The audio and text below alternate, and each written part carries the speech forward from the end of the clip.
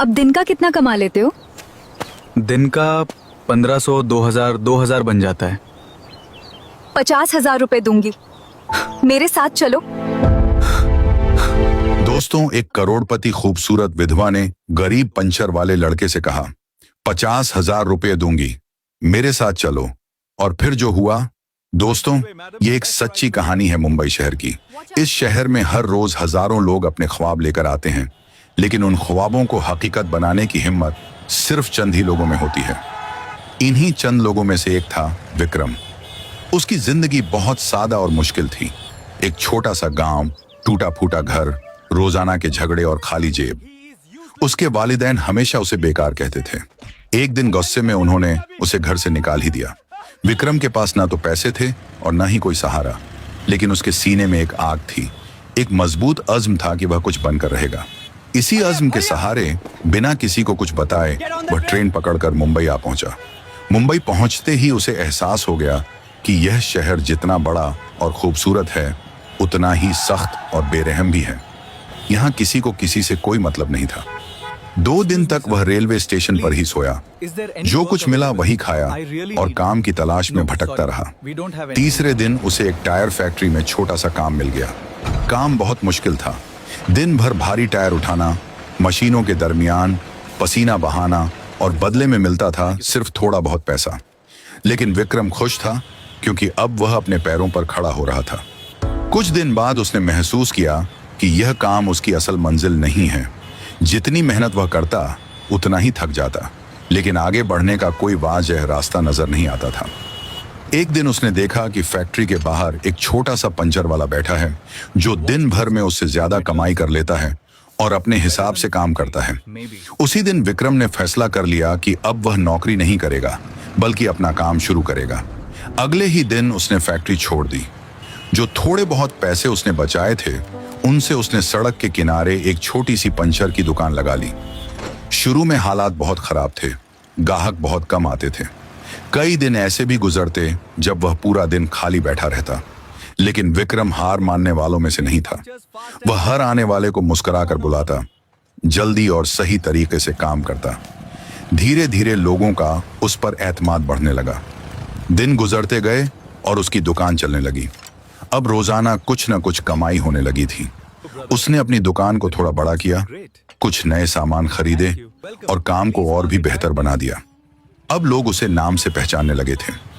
विक्रम को लगने लगा था कि उसने सही फैसला किया है।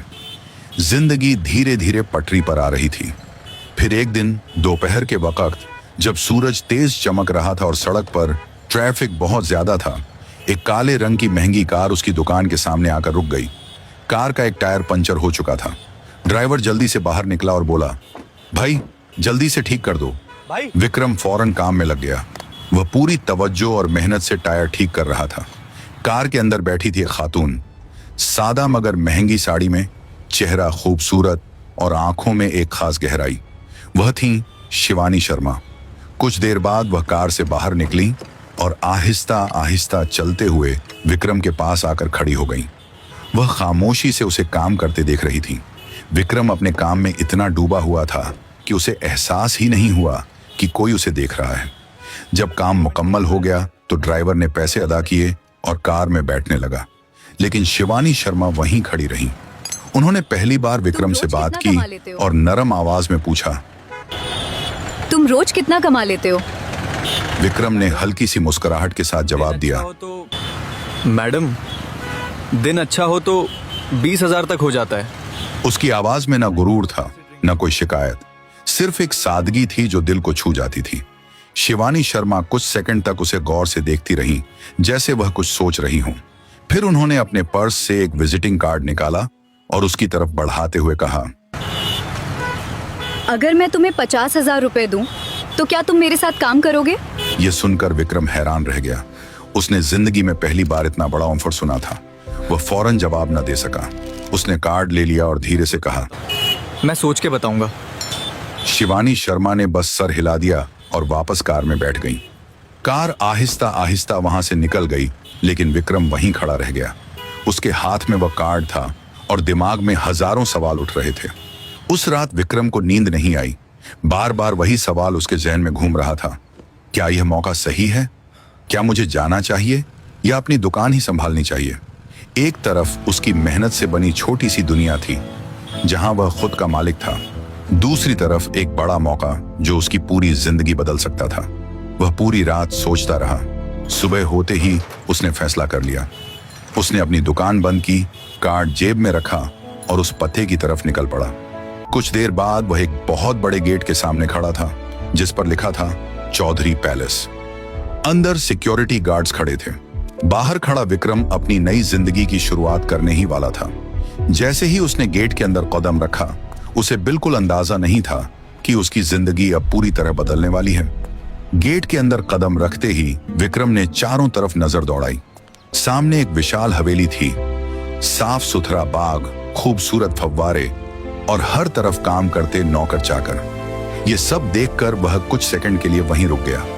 उसने कभी इतना बड़ा घर देखा भी नहीं था। तभी एक गार्ड उसके पास आया और पूछा, किससे मिलना है? विक्रम ने हल्का सा घबराते हुए कार्ड दिखा दिया। गार्ड ने कार्ड देखा, इंटरकॉम पर फौरन बात की और गेट खोल दिया। अंदर जाओ, मैडम तुम्हारा इंतजार कर रही हैं। विक्रम आहिस्ता आहिस्ता अंदर बढ़ा। हर कदम के साथ उसका दिल तेज धड़क रहा था, लेकिन उसके चेहरे पर वही सादगी और शानदार वकार था। जैसे ही वह अंदर पहुंचा, एक नौकर उसे लेकर अंदर चला गया। कुछ ही देर में वह एक बड़े और खूबसूरत हाल में खड़ा था जहां शिवानी शर्मा सोफे पर बैठी थी। उन्होंने विक्रम को देखा और हल्की सी मुस्कुराहट अच्छा दी। फैसला किया, तुम आ गए। अच्छा फैसला किया। जी मैडम, आपने बुलाया था, काम बताइए। उसकी आवाज में अब भी वही आजिज़ी थी। शिवानी शर्मा ने उसे बैठने का इशारा किया, लेकिन विक्रम खड़ा ही रहा। उन्होंने सीधे मौजू पर आते हुए कहा, मुझे घर संभालने के लिए एक भरोसेमंद इंसान चाहिए। छोटे छोटे काम, कुछ बाहर के काम और सबसे बढ़कर बाय पूरी ईमानदारी। क्या तुम ये सब कर पाओगे? विक्रम ने बिना सोचे कहा, जी मैडम, पूरी मेहनत से करूंगा। शिवानी शर्मा ने सर हिला दिया और नौकर को बुलाया। इसे रहने की जगह दिखा दो, आज से ये यही काम करेगा। विक्रम को फौरन एक कमरा दे दिया गया। वह कमरा उसकी जिंदगी का पहला ऐसा कमरा था जो इतना साफ, इतना आरामदेह और इतना खूबसूरत था। साफ बिस्तर, अलमारी, पंखा, सब कुछ बिल्कुल ठीक ठाक था। विक्रम ने एक पल के लिए आंखें बंद की और सोचा, शायद मैंने सही फैसला लिया है। लेकिन कहानी इतनी आसान नहीं थी। जैसे ही वह बाहर निकला, सामने एक लड़का खड़ा था। उम्र लगभग 25 साल, चेहरे पर गुस्सा और आंखों में सवाल। वह था अरशान शर्मा, शिवानी शर्मा का बेटा। उसने विक्रम को ऊपर से नीचे तक देखा और ठंडी आवाज में पूछा, नया नौकर है? विक्रम ने शांत रहते हुए कहा, जी। अरशान ने हंसते हुए कहा, यहां टिक पाना आसान नहीं है, समझे? इतना कहकर वह वहां से चला गया। विक्रम ने कुछ नहीं कहा, बस चुपचाप अपने काम में लग गया। उसने पूरे घर को समझना शुरू किया। कौन क्या करता है, किस चीज की जरूरत है और कैसे सब कुछ सही तरीके से चलाया जा सकता है। वह बिना किसी को परेशान किए हर काम सही वक्त पर करने लगा। धीरे धीरे नौकर भी उससे खुश रहने लगे, क्योंकि वह किसी पर हुक्म नहीं चलाता था, बल्कि खुद काम में हाथ बंटाता था। कुछ दिन बाद एक और शख्स उससे टकराया, राजेश शर्मा। वह घर का मालिक जैसा बर्ताव करता था, लेकिन उसकी नजरों में चालाकी साफ दिखाई देती थी। उसने विक्रम को देखते ही कहा, ज्यादा मेहनत दिखाने की जरूरत नहीं है, यहां जितना कहा जाए उतना ही करना। विक्रम ने सिर्फ जी कहा और आगे बढ़ गया। उसने समझ लिया था कि इस घर में हर इंसान अलग सोच के साथ चलता है। दिन गुजरते गए और विक्रम ने धीरे धीरे अपना असर दिखाना शुरू कर दिया। जहां पहले छोटे छोटे काम बिगड़ जाते थे, अब सब टाइम पर होने लगे थे। शिवानी शर्मा ने यह तब्दीली नोटिस की।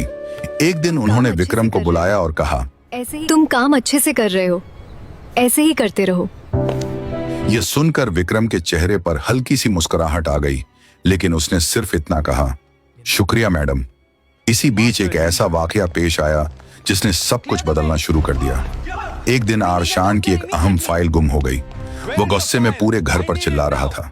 कोई कुछ समझ नहीं पा रहा था। तभी विक्रम ने चुपचाप वह फाइल ढूंढ निकाली। वह गलती से दूसरे कमरे में रख दी गई थी। उसने बिना किसी शोर शराबे के फाइल अरशान के सामने रख दी। अरशान कुछ सेकंड के लिए पहली बार विक्रम को ध्यान से देखने लगा और धीमे से बोला, थैंक यू। ये पहला मौका था जब उसने विक्रम से बिना गुस्से के बात की थी। विक्रम ने बस सर हिला दिया और वहां से चला गया। उस दिन के बाद चीजें धीरे धीरे बदलने लगी। इराशान का रवैया थोड़ा नरम हुआ और शिवानी शर्मा का भरोसा और भी मजबूत हो गया। विक्रम अब सिर्फ एक नौकर नहीं रहा था, वह इस घर का अहम हिस्सा बनने लगा था। लेकिन उसे अभी तक यह नहीं पता था कि आगे आने वाले दिनों में उसे सिर्फ काम ही नहीं बल्कि रिश्तों की असली परीक्षा भी देनी पड़ेगी। और उसी शाम जब शिवानी शर्मा ने उसे अपने पास बुलाया और एक नई जिम्मेदारी देने की बात की, तब कहानी ने एक नया मोड़ लेना शुरू कर दिया। विक्रम जैसे ही कमरे में पहुंचा, उसने देखा कि शिवानी शर्मा पहले से ही कुछ फाइलें लेकर बैठी हुई हैं। इस बार उनके चेहरे पर आम शांति नहीं थी, बल्कि हल्की सी संजीदगी थी। उन्होंने विक्रम को बैठने का इशारा किया और इस बार विक्रम भी आहिस्ता से बैठ गया। शिवानी शर्मा ने सीधे कहा, अब तक तुमने घर के छोटे छोटे काम बहुत अच्छे से संभाले हैं। अब मैं चाहती हूँ कि तुम मेरे कुछ खास काम भी देखो। विक्रम ध्यान से सुन रहा था। शिवानी शर्मा ने आगे कहा, मुझे किसी ऐसे इंसान की जरूरत है जिस पर मैं आंखें बंद करके भरोसा कर सकूं, और मुझे लगता है कि वो तुम हो। ये सुनकर विक्रम थोड़ा सा हैरान रह गया। इतनी जल्दी इतना भरोसा मिलना कोई आसान बात नहीं थी, लेकिन उसने बिना ज्यादा सोचे हुए कहा, आप जो कहेंगी मैं पूरी जिम्मेदारी से करूंगा। शिवानी शर्मा ने उसे कुछ अहम फाइलें थमा दी और बताया कि अब उसे बिजनेस से जुड़े छोटे छोटे फैसलों में भी मदद करनी होगी, जैसे सामान की सप्लाई चेक करना, खर्चों का हिसाब रखना और लोगों से सही तरीके से बातचीत करना। विक्रम के लिए यह सब बिल्कुल नया था, लेकिन वह पीछे हटने वाला नहीं था। उसने उसी दिन से पूरी लगन के साथ यह नई जिम्मेदारी संभालनी शुरू कर दी। अगले कुछ दिनों में विक्रम ने खुद को पूरी तरह बदल लिया। सुबह से रात तक वह हर काम को समझने में लगा रहता, हर छोटी बड़ी बात नोट करता और धीरे धीरे सब कुछ सीखने लगा। उसकी सबसे बड़ी ताकत थी उसकी ईमानदारी और सीखने की बेहद ख्वाहिश। जहां दूसरे लोग काम टालते थे, वहीं विक्रम हर काम वक्त से पहले पूरा करने की कोशिश करता था। इसी बीच राजेश शर्मा को यह सब बिल्कुल पसंद नहीं आ रहा था।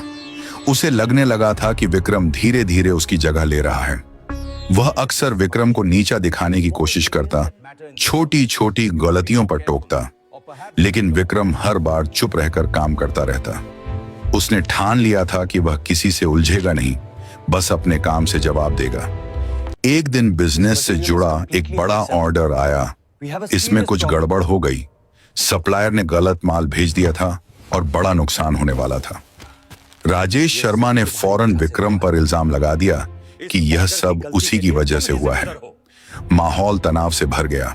शिवानी शर्मा भी परेशान हो गईं, क्योंकि यह डील बहुत अहम थी। विक्रम ने बिना घबराए पूरा मामला समझा और फौरन सप्लायर से राब्ता किया। उसने ठंडे दिमाग से सारी सूरत हाल समझाई और गलती को ठीक करवाने का रास्ता निकाल लिया। कुछ ही घंटों में मामला संभल गया और नुकसान टल गया।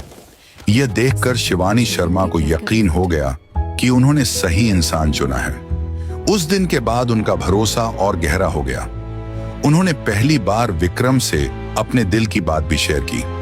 उन्होंने बताया कि पति के जाने के बाद उन्होंने अकेले ही सब कुछ संभाला है, लेकिन हर दिन एक डर के साथ जीती रही हैं कि कहीं सब कुछ टूट ना जाए। विक्रम ने बिना किसी हमदर्दी के इजहार के सिर्फ एहतराम के साथ उनकी बात सुनी। उसने सिर्फ इतना कहा, आप अकेली नहीं हैं मैडम, मैं हूं ना, सब ठीक हो जाएगा। यह अल्फाज सुनकर शिवानी शर्मा कुछ लम्हों के लिए खामोश हो गईं। शायद पहली बार किसी ने उन्हें कमजोर समझकर नहीं, बल्कि मजबूत मानकर साथ देने की बात की थी। उसी वक्त से दोनों के दरमियान एक अलग तरह का भरोसा बनने लगा, जो सिर्फ काम तक महदूद नहीं था।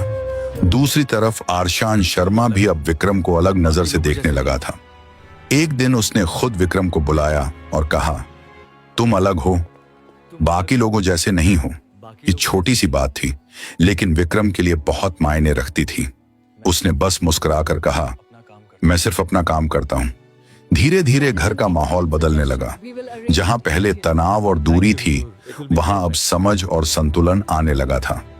विक्रम अब इस घर का हिस्सा बन चुका था, बिना किसी शोर के, बिना किसी दिखावे के। लेकिन जिंदगी हमेशा सीधी नहीं चलती। एक दिन अचानक विक्रम को कुछ ऐसे कागजात मिले जिनमें कुछ गड़बड़ साफ नजर आ रही थी। ये सीधा बिजनेस से जुड़ा मामला था और इसमें किसी की चालाकी बिल्कुल वाजह थी। विक्रम समझ गया कि यह कोई छोटी बात नहीं है।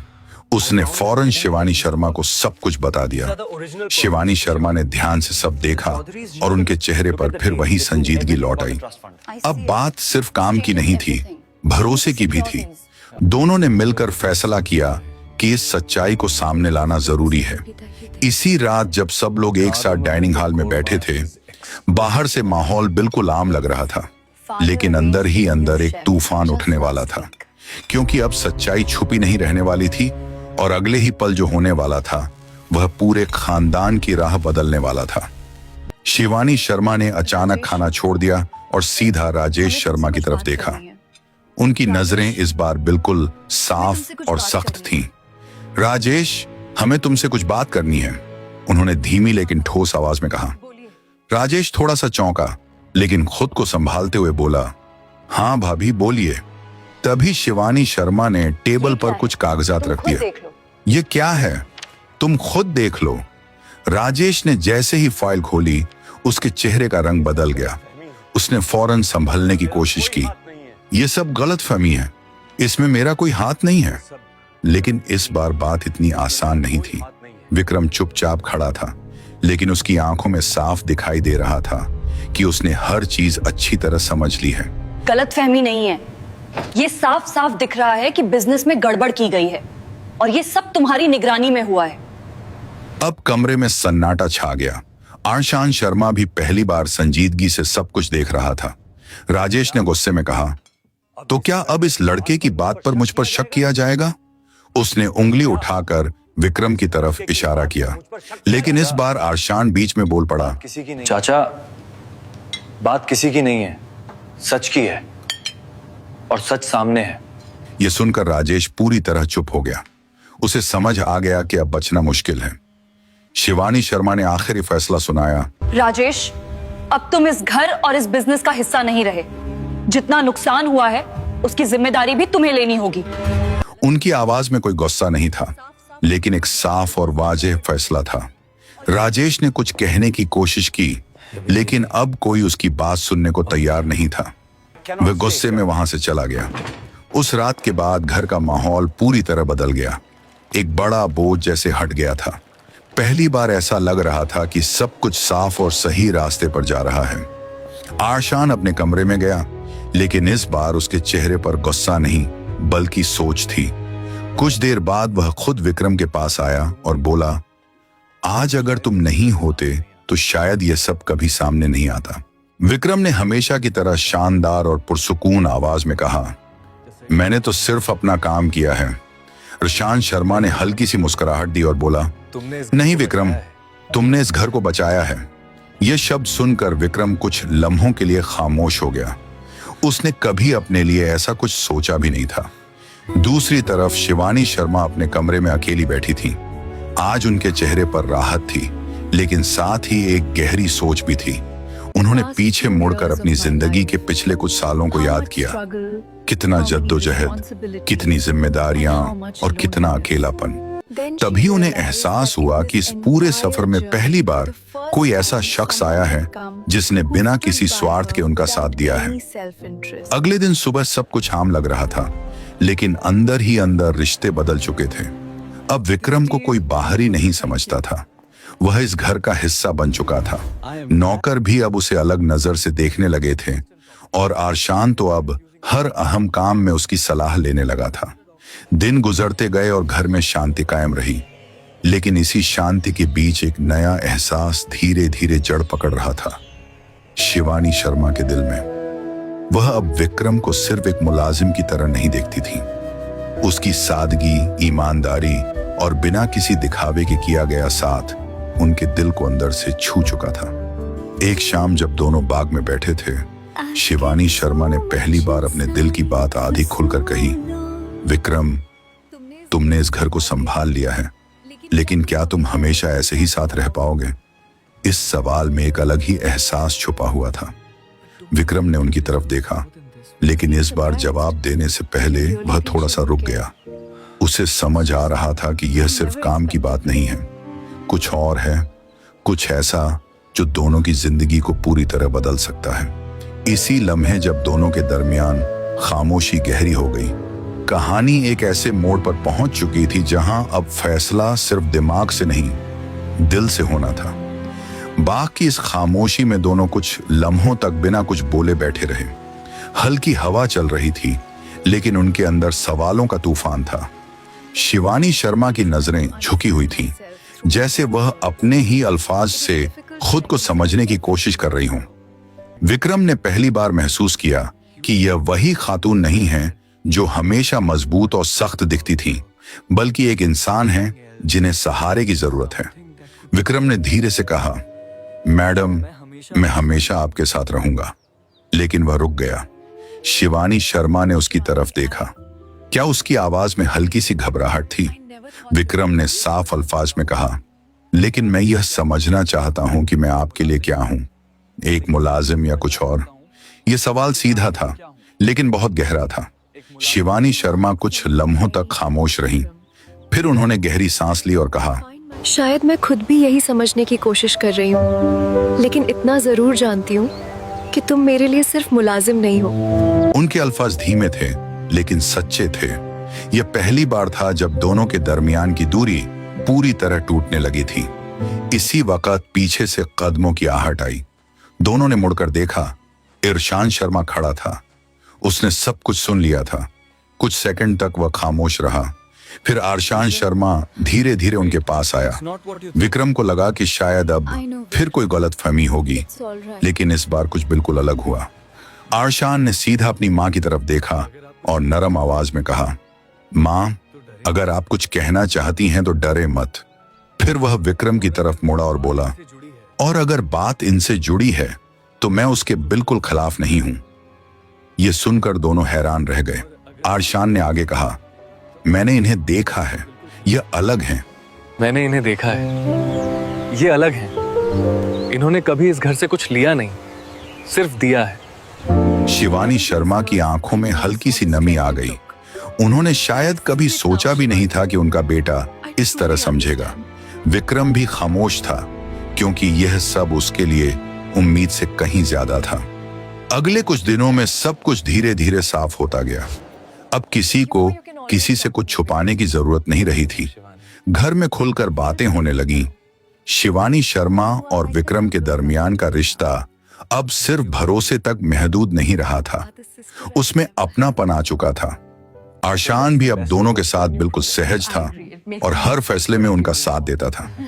एक दिन आरशान ने खुद पहल करते हुए कहा, माँ, आपने हमेशा दूसरों के लिए जिया है, अब अपने लिए भी जी लीजिए। इस एक बात ने सब कुछ तय कर दिया। शिवानी शर्मा ने विक्रम की तरफ देखा और इस बार उनके चेहरे पर कोई सवाल नहीं था, सिर्फ एक साफ और वाज़ेह फैसला था। कुछ ही दिनों बाद सादगी से लेकिन पूरे एहतराम के साथ घर में एक छोटा सा समारोह रखा गया। वही घर जो कभी तनाव और दूरी से भरा हुआ था, आज खुशी और अपनापन से भर गया था। शिवानी शर्मा और विक्रम ने एक नई शुरुआत की, बिना किसी दिखावे के, लेकिन सच्चे दिल से। शादी के बाद भी विक्रम वैसा ही रहा, सादा, मेहनती और ईमानदार। फर्क सिर्फ इतना था कि अब वह अकेला नहीं था, उसके साथ एक पूरा खानदान था, एक जिम्मेदारी थी और एक ऐसा रिश्ता था जो भरोसे पर बना था। आरशान ने भी अपने जीवन को नई राह दी। अब वह अपने काम पर तवज्जो देने लगा था और अपनी माँ के साथ मिलकर बिजनेस को आगे बढ़ाने लगा था। घर में हंसी लौट आई थी और हर दिन एक नई शुरुआत जैसा लगता था। वक्त गुजरता गया, लेकिन एक बात कभी नहीं बदली, विक्रम की सोच। वह आज भी वही सादा लड़का था जिसने सड़क के किनारे पंचर की दुकान लगाकर अपनी जिंदगी की शुरुआत की थी। बस अब उसके पास एक बड़ा घर, एक प्यारा खानदान और एक नई पहचान थी। और इस तरह एक आम लड़के की मेहनत, सच्चाई और सही फैसलों ने उसकी जिंदगी को उस मुकाम तक पहुंचा दिया जहां उसने कभी सोचा भी नहीं था। क्योंकि असली बदलाव तब आता है जब इंसान मौके को पहचान कर उसे पूरी ईमानदारी से अपना लेता है।